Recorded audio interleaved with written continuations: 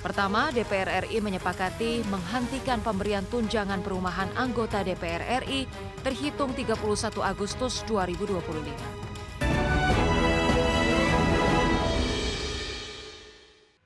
DPR RI akhirnya menanggapi tuntutan 17+8 yang disuarakan sejumlah elemen masyarakat dengan mengeluarkan 6 poin keputusan.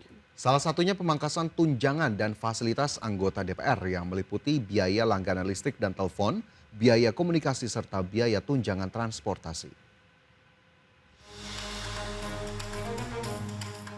DPR RI akhirnya menanggapi tuntutan rakyat 17+8 yang disuarakan sejumlah elemen masyarakat dengan mengeluarkan 6 poin keputusan.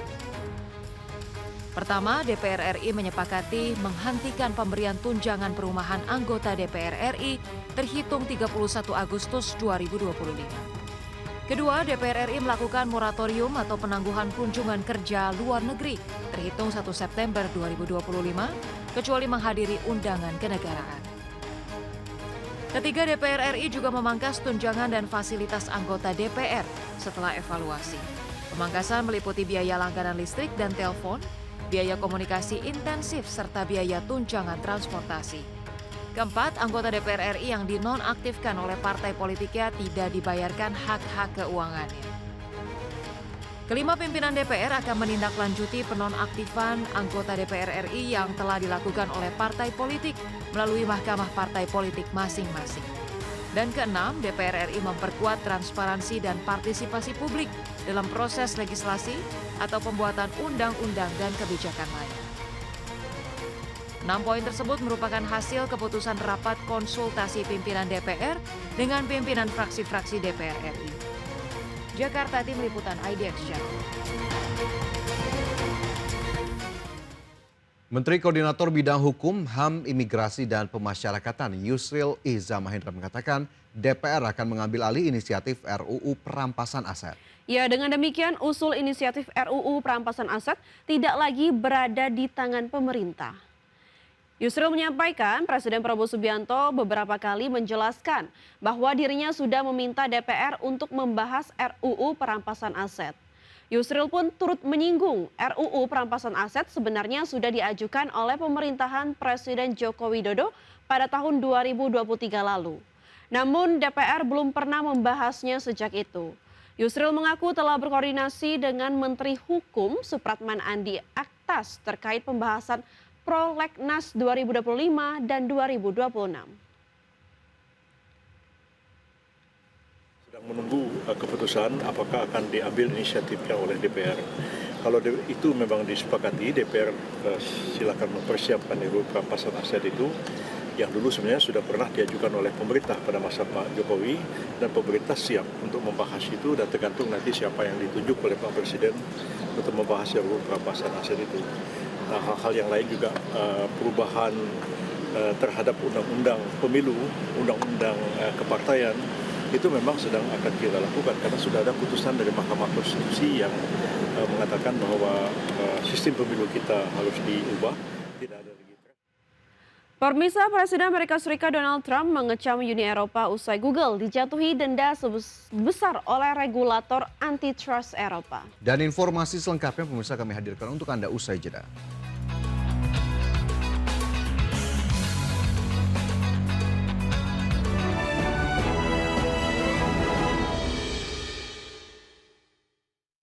Masih di Prime Market Highlight pemirsa, kelompok Hamas menyatakan siap untuk melanjutkan negosiasi gencatan senjata dengan Israel. Hamas menyatakan hal itu usai munculnya peringatan terbaru dari Presiden Amerika Serikat Donald Trump agar Hamas menerima kesepakatan gencatan senjata. Kelompok pejuang Palestina Hamas mengaku telah menerima proposal gencatan senjata yang diajukan Amerika Serikat melalui mediator dan siap untuk melanjutkan negosiasi gencatan senjata. Pernyataan ini disampaikan usai Presiden Amerika Serikat Donald Trump melayangkan peringatan kepada Hamas untuk menerima kesepakatan gencatan senjata dan pembebasan sandera di Gaza. Dalam pernyataannya, Hamas juga menyambut baik setiap langkah yang mendukung upaya menghentikan agresi terhadap rakyat Palestina. Hamas menunjukkan kesiapannya untuk duduk di meja perundingan guna membahas pembebasan tahanan dengan konsekuensi diakhirinya perang dan penarikan pasukan Israel dari jalur Gaza. Sebelumnya, Presiden Amerika Serikat Donald Trump melalui media sosialnya mengeluarkan apa yang ia sebut sebagai peringatan terakhir kepada Hamas untuk menerima kesepakatan gencatan senjata.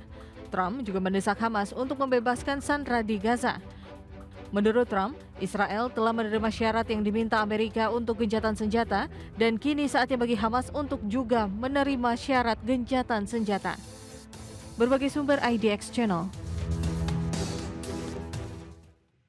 Rusia melancarkan serangan terbesar ke Ukraina pada hari Minggu kemarin dan menewaskan 3 orang. Serangan tersebut juga menghancurkan bangunan di kawasan pusat pemerintahan Ukraina di Kiev. Militer Rusia pada hari Minggu pagi kemarin melancarkan serangan udara terbesar sejak dimulainya perang Rusia-Ukraina pada 2022 lalu. Serangan terbaru itu menghantam sejumlah bangunan penting di ibu kota Kiev dan beberapa kota lainnya. Serangan itu menewaskan 3 korban jiwa termasuk 1 bayi. Selain menelan korban jiwa, serangan Rusia kali ini juga menghancurkan bangunan kantor di kawasan pusat pemerintahan ibu kota Kiev. Angkatan Udara Ukraina mengungkapkan Rusia meluncurkan 805 drone dan 13 rudal dalam serangan itu. Dari jumlah tersebut, unit pertahanan Ukraina berhasil menembak jatuh 751 drone dan 4 rudal. Serangan itu menggarisbawahi meningkatnya pesimisme di Ukraina dan di antara negara-negara sekutunya bahwa perang Rusia-Ukraina dapat segera diakhiri. Di mana sebelumnya Presiden Rusia Vladimir Putin menolak seruan gencatan senjata dan semakin berani dengan memperkuat hubungan dengan China dan Korea Utara. Berbagai sumber IDX Channel.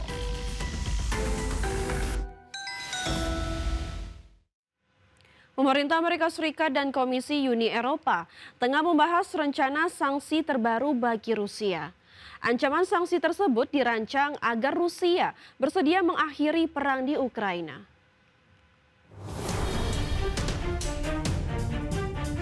Menteri Keuangan Amerika Serikat Scott Bessent menyebut pemerintahan Presiden Donald Trump bersama negara-negara Eropa tengah membahas rencana sanksi terbaru serta pengenaan tarif sekunder terhadap Rusia. Langkah tersebut diharapkan mampu menjadi shock terapi bagi perekonomian Rusia agar Presiden Vladimir Putin bersedia mengakhiri perang di Ukraina. Bessent menambahkan Presiden Donald Trump dan Wakil Presiden JD Vance telah berbicara dengan Presiden Komisi Eropa Ursula von der Leyen pada Jumat pekan lalu terkait sanksi yang akan dijatuhkan pada Rusia.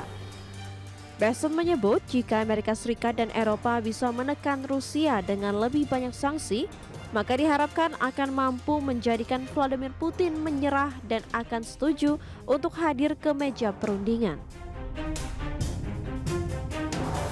Saat ini Rusia telah berada di bawah sanksi berat dari Amerika Serikat dan Eropa, namun Rusia masih memiliki pasar ekspor minyak dan gas yang besar di India serta sejumlah negara lainnya.